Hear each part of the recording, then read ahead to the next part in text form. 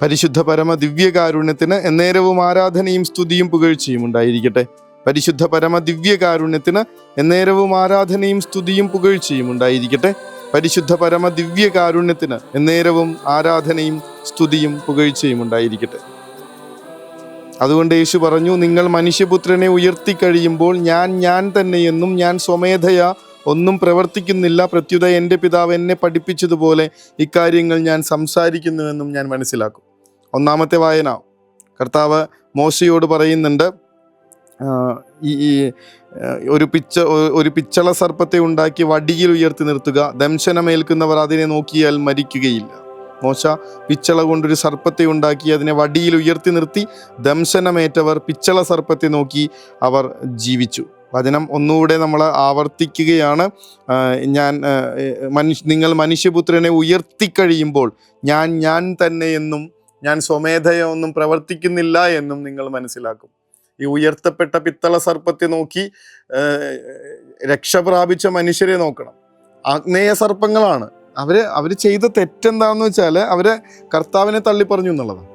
മന്നയെ ധിക്കരിച്ചു, കർത്താവിൻ്റെ പരിപാലനയെ വേണ്ടെന്ന് പറഞ്ഞു, ദൈവം നിന്ന നടത്തി എന്നുള്ളത്. ദൈവത്തെ മനസ്സിലാക്കാതെ ദൈവ നിന്ന നടത്തി ദൈവദൂഷണം പറയുമ്പോൾ ആഗ്നേയ സർപ്പങ്ങളാണ്. അത് നമ്മൾ ആലോചിച്ചെടുക്കാൻ പറ്റുന്നതിനേക്കാളൊക്കെ അപ്പുറത്താണ് ഈ പറഞ്ഞ കാര്യം. പറന്നു കൊത്തുന്ന ഇങ്ങനെ തീ ചീറ്റുന്ന സർപ്പങ്ങൾ ആലോചിച്ച് നോക്കി. ഒരിടത്തോട്ടും പോകാൻ പറ്റണില്ല. ഓടി നടന്നവർ പറന്ന് കൊത്താണ്. ഇനി ഇസ്രായേൽ ജനത്തിന് ഒരു രക്ഷയില്ല. രക്ഷപ്പെടണമെങ്കിൽ എന്ത് ചെയ്യണമെന്നുള്ളത് മോശ ചോദിക്കുമ്പോൾ കർത്താവ് പറയണത്, ആ ഒരു പിത്തള സർപ്പത്തെ ഉണ്ടാക്കി ഉയർത്തി നിർത്ത്, എന്നിട്ട് അതിനെ നോക്കുന്നവരെ മരിക്കില്ല, രക്ഷ പ്രാപിക്കും. ഈ ഒരു രക്ഷ ഇനി ശരിക്കും അതിൻ്റെ പൂർത്തീകരണം സംഭവിക്കുന്നത് മറ്റൊരു ഉയർത്തപ്പെടലിലാണെന്ന് നമ്മൾ കാണും. അത് ഈശോ തന്നെ പറയണതാണ്. മനുഷ്യപുത്രൻ ഉയർത്തപ്പെടുമ്പോൾ കുരിശ് എന്തൊരു കണക്ഷനാണ് ഈ വരണേന്ന് നോക്കണേ. കാരണം ഇവിടെ ഇവർ പറയണത് മുഴുവൻ നീ ദൈവമല്ല എന്ന് പറയുമ്പോഴാണ് കർത്താവ് പറയുന്നത്, നിങ്ങൾ നിങ്ങളുടെ പാപങ്ങളിൽ മരിക്കും, എന്നാലും മനുഷ്യപുത്രൻ ഉയർത്തപ്പെടുമ്പോൾ നിങ്ങൾ ജീവിക്കും. അവിടെ ദൈവത്തെ നിന്ദിക്കുന്ന ജനത സർപ്പദംശനമേറ്റ് മരിക്കുമ്പോൾ ഒരു പിത്തള സർപ്പത്തെ ഉയർത്തി നിർത്തി അവർ ജീവിച്ചതുപോലെ ഇവിടെ ദൈവത്തെ തള്ളിപ്പറയുന്ന മനുഷ്യര് ജീവിക്കണമെങ്കിൽ, തിരിച്ചു വരണമെങ്കിൽ ആ കുരിശിലേക്ക് നോക്കണമെന്ന് പറയണം. കാരണം കുരിശിലാണ് നിങ്ങൾ ശരിയായിട്ടുള്ള ദൈവത്തെ കാണുന്നത്. കുരിശിലാണ് നിങ്ങൾ ശരിയായിട്ടുള്ള ദൈവത്തെ കാണുന്നത്. ഞങ്ങളുടെ ദൈവങ്ങളെ പോലെ നിങ്ങളുടെ ദൈവത്തിന് ആടയാഭരണങ്ങളില്ലല്ലോ, സ്വർണ്ണാഭരണ വിഭൂഷിതനല്ലല്ലോ, എങ്ങനെയാണ് ഇയാളൊരു ദൈവമാകുന്നതെന്ന് ചോദിക്കുന്ന ഒരു കാലം ഉണ്ടായിരുന്നു. ഞങ്ങൾ ഒരുമിച്ചൊക്കെ പഠിച്ചിരുന്ന സമയത്തൊക്കെ പിള്ളേരായിരുന്ന നേരത്ത് നമ്മൾ നോക്കുമ്പോൾ ശരിയാണ്. ആ കുരിശിൽ ഒരാൾ തുണി പോലും ഇല്ലാതെ മുറിവുകളേറ്റ് കിടക്കാണ്, എന്നിട്ട് പറയണത് ദൈവമാണെന്ന്.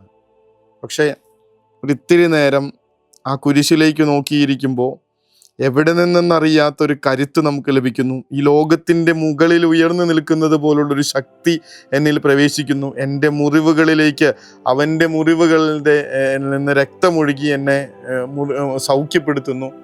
ഞാൻ ശരിക്കും ഈ ലോകത്തെ ജയിക്കുന്ന മനുഷ്യനായി മാറുന്നു. അവനാണ് ദൈവം.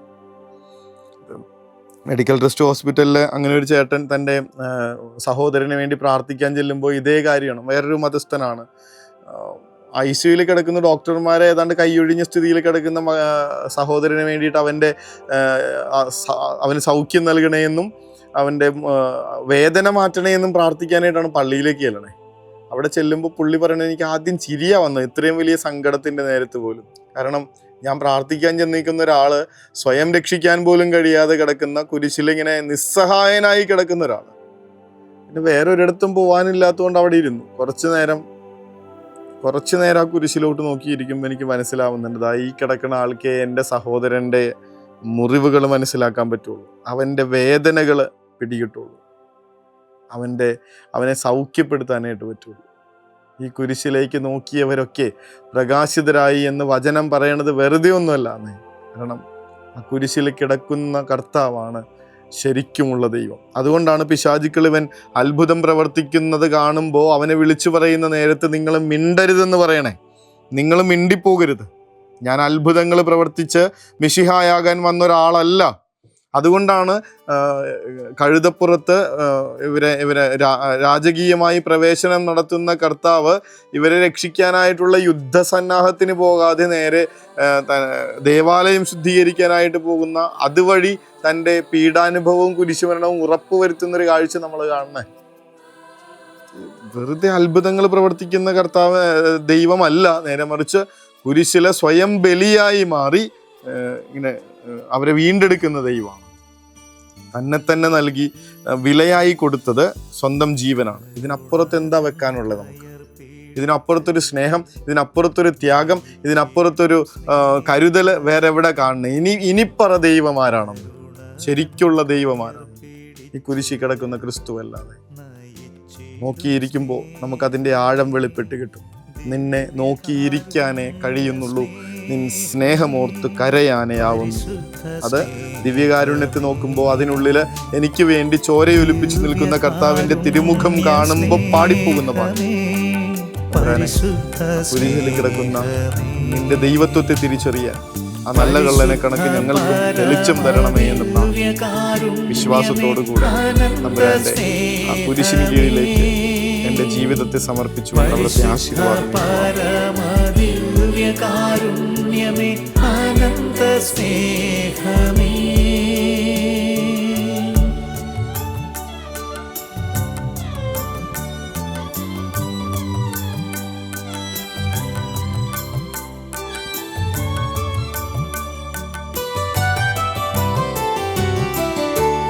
ആഴി തന്നഗാധത്തേക്കാൾ അനന്തമാം കാരുണ്യമേ, പരിശുദ്ധ പരമ ദിവ്യ കാരുണ്യത്തിന് എന്നേരവും ആരാധനയും സ്തുതിയും പുകഴ്ചയും ഉണ്ടായിരിക്കട്ടെ. പരിശുദ്ധ പരമ ദിവ്യ കാരുണ്യത്തിന് എന്നേരവും ആരാധനയും സ്തുതിയും പുകഴ്ചയും ഉണ്ടായിരിക്കട്ടെ. പരിശുദ്ധ പരമ ദിവ്യ കാരുണ്യത്തിന് എന്നേരവും ആരാധനയും സ്തുതിയും പുകഴ്ചയും ഉണ്ടായിരിക്കട്ടെ. കർത്താവെ, കുരിശിനെ ചേർത്ത് പിടിക്കാൻ, ക്രൂശിതനായ ക്രിസ്തു എൻ്റെ ദൈവമാണെന്ന് ഈ ലോകത്തിന് മുൻപിൽ, സകല മനുഷ്യരുടെയും മുൻപിൽ അഭിമാനത്തോടുകൂടെ ഏറ്റുപറയാൻ, സാക്ഷ്യം നൽകാൻ അങ്ങയുടെ തിരുക്കുരിശിൻ്റെ മുദ്ര എൻ്റെ ഹൃദയത്തിൽ ചാർത്തണമേ എന്ന പ്രാർത്ഥനയോടുകൂടി നമുക്ക് ഉറക്കത്തിലേക്ക് പോവാം. കുരിശ് നമ്മളെ സംരക്ഷിക്കും, നമ്മളെ കരുത്തുള്ളവരാക്കും, ഉറപ്പ്.